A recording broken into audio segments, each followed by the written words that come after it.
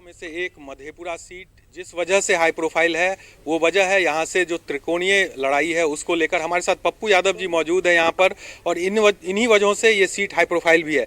पप्पू जी, चुनाव चल रहा है आपके सीट पर, अब क्या उम्मीद करें? वर्तमान सांसद भी हैं आप यहाँ से। सर उम्मीद आप जाके हम तो उम्मीद है अपने माँ के, अपने कोसी के बेटा के रूप में हम तो एक विश्वास हैं कोसी सीमांचल के, इस बिहार के गरीबों के, इस देश के गरीबों की उम्मीद और सपना, एक आसियाना है दिल्ली में, पटना में, हम हर युवाओं के विश्वास हैं। समीकरण जो यहाँ पर जो समीकरण है मुआय समीकरण, उसी के सहारे क्या चुनाव होता है क्या? नहीं, यहाँ तो सवाल ही नहीं उठता। तो फिर लालू यादव 15 साल चुनाव यहाँ हारते रहते क्या? पप्पू यादव को आना पड़ता क्या? नरेंद्र मोदी के तूफान में पप्पू यादव चुनाव जीते ना। बाई इलेक्शन में हम 3.25 लाख से, लालू यादव तो 30,000 और मात्र 20,000 से 2 बार चुनाव जीते यहाँ पर। लेकिन इसी समीकरण के तीनों उम्मीदवार हैं आप लोग यहाँ पे? नहीं, समीकरण के उम्मीदवार नहीं है।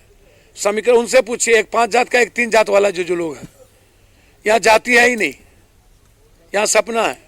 छोटी छोटी सरकार में कौन, तुरंत कौन, हमारे घर के आंगन की खुशी कौन, हर दुख सुख में कौन, दिल्ली में आसियाना कौन, पटना में सहारा कौन। ये मुद्दा है मधेपुरा का।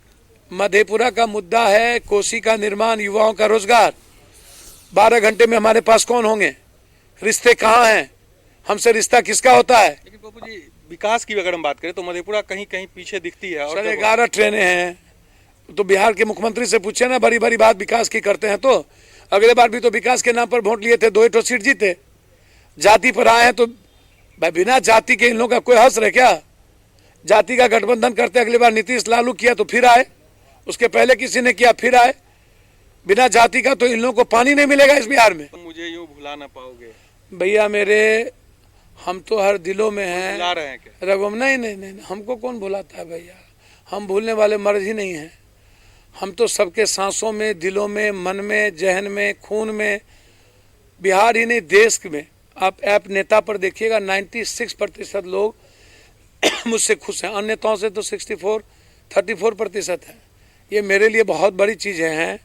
मैं सिर्फ इतना कह सकता हूँ कि कोसी की जनता ये तय कर दी है कि सेवा, मदद, न्याय और संघर्ष और आम आदमी और गरीबों की आवाज़ ही अब राजनीति की ध्रुवधारा होगी।